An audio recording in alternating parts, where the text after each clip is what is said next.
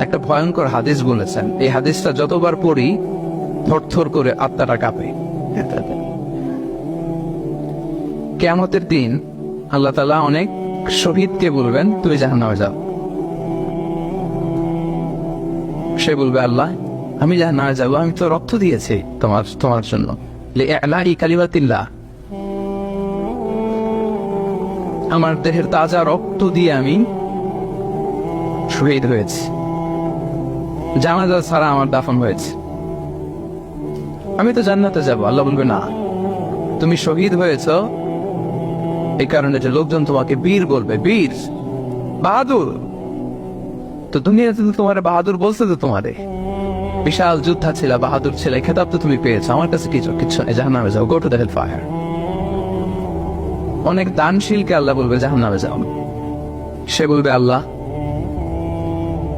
আমি জাহান্নামে যাব, আমি তো মসজিদ, মাদ্রাসা, এতিমখানা, বৃদ্ধাশ্রম এমন কিছু নাই যে বাকি রাখছি, শত শত মসজিদ আমি করেছি, আমি কেন জাহান্নামে যাব?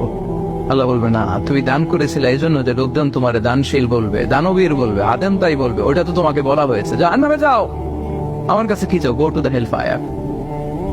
সেদিন আল্লাহ তাআলা অনেক আলেমকে ডাকবেন, অনেক দাঈদেরকে ডাকবেন,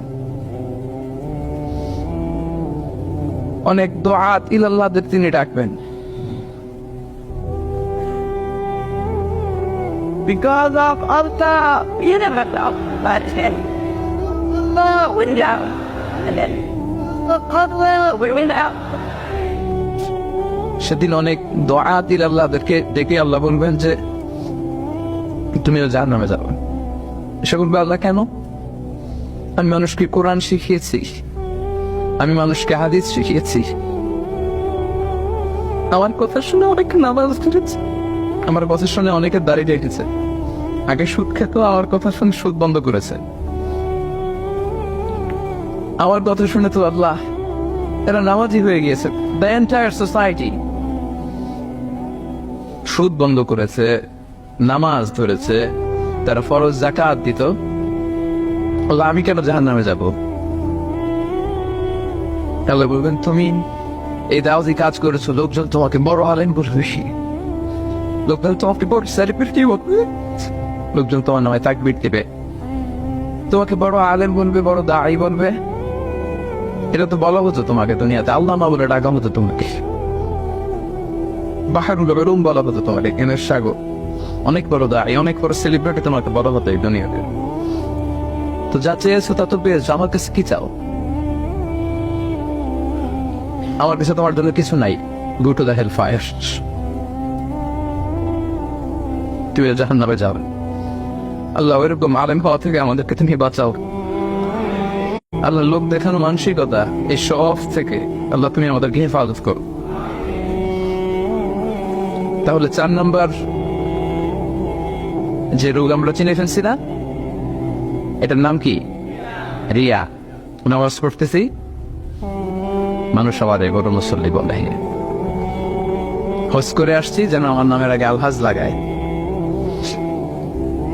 যাকাত দিচ্ছি, যাকাতের শাড়ি লুঙ্গি, দানবীর, শিল্পপতি, এটা যেন বলে, জিহাদের ময়দানে গিয়েছি, ইসলামের জন্য মিছিল দিচ্ছি, যাতে মিডিয়াতে আমারটি সবার আগে দেখা যায়। আল্লাহ বলবে, go to the hell fire, জাহান্নামে যাও। এগুলো একটাও আমার জন্য করো নাই, তুমি যা চেয়েছিলে দুনিয়াতে তুমি সেটা পেয়েছো, আমার কাছে কি চাও? কিচ্ছু নাই আমার কাছে কখনো জন্য, যাও।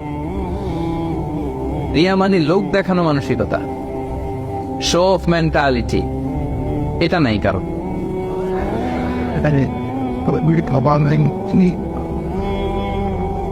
এটা আছে। তো এই যে শো অফ মেন্টালিটি, প্রিয় ভাইরা, সম্মানিত ভাইরা, খেয়াল করে শুনেন, এই শো অফ করার মেন্টালিটি, এটা বড্ড ভয়ঙ্কর। লৌকিকতা, লোক দেখানো মানসিকতা, এবং সোশ্যাল মিডিয়ার কারণে এই ব্যাপারটা আরো ভয়ঙ্কর হয়ে গিয়েছে। নানা কারণে ভালো কাজগুলো শেয়ার করতে হয়, বিভিন্ন ইভেন্ট শেয়ার করতে হয়, কিন্তু জায়গাটা বড্ড পিচ্ছিল।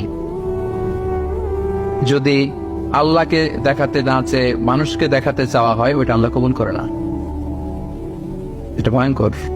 সুনানে ইবনে মাজার হাদিস, সাহাবারা দাজ্জালকে নিয়ে ভয় পাচ্ছিলেন, দাজ্জালের আলোচনা করতেছিলেন। রাসূল সাল্লাল্লাহু আলাইহি ওয়াসাল্লাম আসলেন, এসে বললেন, আমি কি তোমাদেরকে দাজ্জালের চাইতে বড় একটা ফিতনার কথা বলবো না? সাহাবারা বললেন, বলা ইয়া রাসূলুল্লাহ, বলেন। আল্লাহ রাসূল সাল্লাল্লাহু আলাইহি ওয়াসাল্লাম বললেন, সেটার নাম হচ্ছে আশিরক আল খাফি, গোপন শিরক।